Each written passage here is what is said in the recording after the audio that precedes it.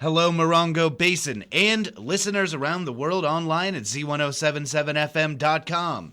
Here is the Z107.7 Local News for Thursday, July 25th, 2024.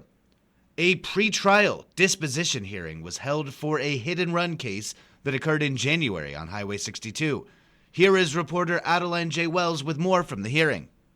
The primary suspect in a hit-and-run collision that killed Yucca Valley teenager Joshua Barreras was in court for a disposition hearing yesterday morning. Troy Reynolds is accused of striking the victim with a truck and fleeing the scene on the evening of January 26th. Sheriff's deputies found Barreras lying unresponsive in the center median of 29 Palms Highway near Avalon Avenue. The teen was pronounced deceased at the High Desert Medical Center later that night. The prosecution requested a continuance based on a need for more time to conduct additional discovery research. Judge Rashid Alexander, who presided over the hearing, granted the request. The next court date is scheduled for October 9th. The victim's family was also in attendance at the hearing. Barreras' grandmother, Sherry Marino, expressed disappointment that there was an additional delay in the proceedings. Because I'm wanting to get this behind us and try to move on. But at the same time, I want our side to have a chance to get all the facts together.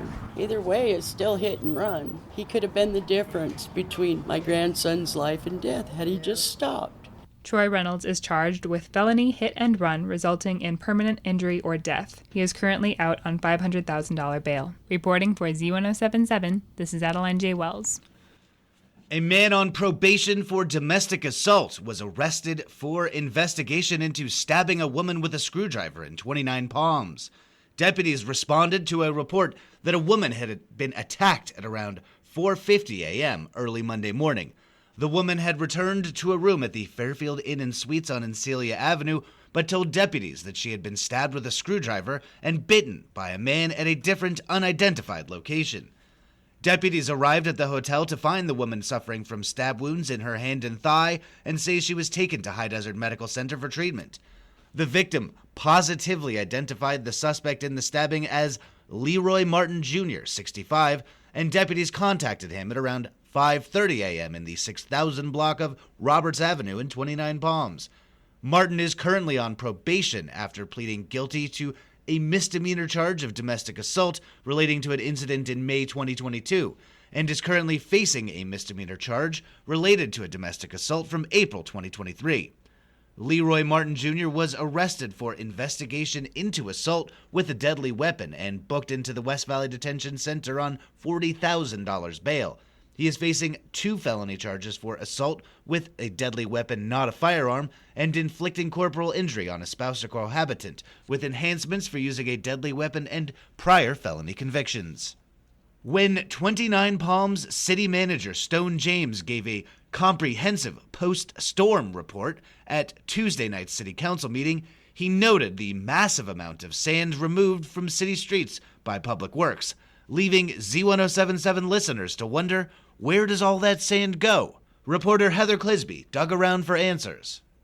When the surprise storm hit 29 Palms on Sunday, July 14th, nobody imagined what a mess it would create on city streets. Public Works immediately got busy with bulldozers, bobcats, and all means of land movers, but where does all that sand go? Snow piles up, sure, but it melts. What about our shifting sands? Public Works Superintendent Craig Stacy confirmed that he and his crew haul it from one spot, say the intersection of Encilia, and move it to another spot that needs it, say a berm that needs reinforcement. None of the sand or dirt that is removed after a storm is stockpiled anywhere. It is used to fill in dredged roads or backfill berms where sorely needed. There is no net gain of dirt post-storm. Stacy noted that county flood workers and Caltrans all have the same policy. All agencies use the sand where needed, no stockpiling.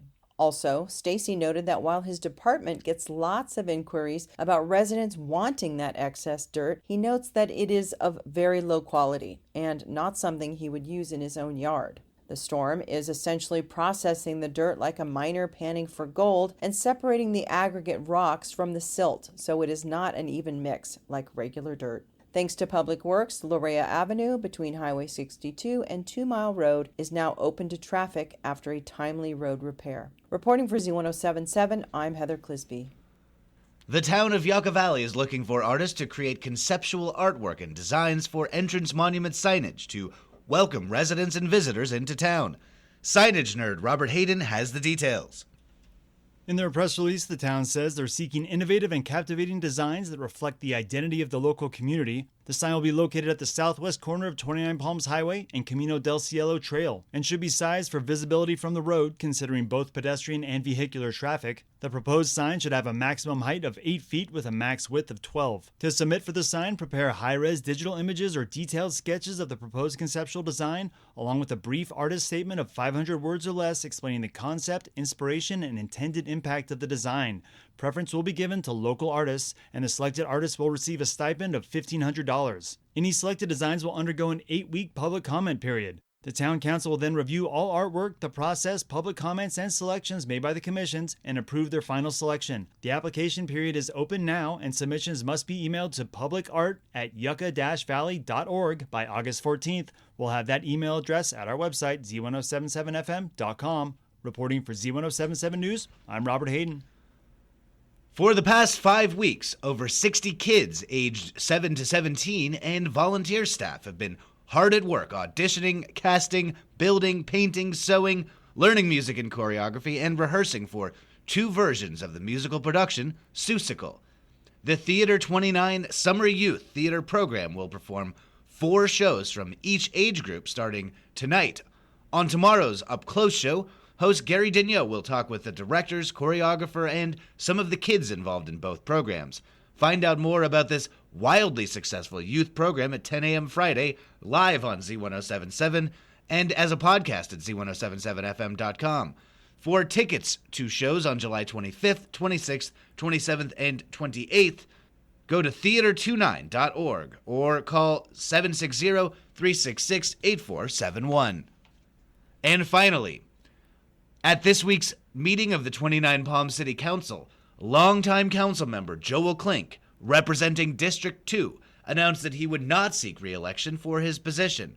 Reporter Heather Clisby rejoins us with more. 29 Palms City Council member and Mayor Pro Tem Joel Klink is a big fan of birthdays, which is clear at nearly every City Council meeting when he leads the room in a rousing rendition of Happy Birthday for anyone and everyone who might be celebrating that month. Just after finishing up last night's song, Klink made an announcement to the room. And I want to get something straight. I have been hearing rumors and talk about, Joel, are you going to run for city council? Joel, are you not going to run for city council? I am going to put that to rest tonight. I am not going to run for city council because it's time to be done with my job and with the city after 20 years. So I will not be running again. And I just hope that the ones that will be running will put on a good campaign, and so be it.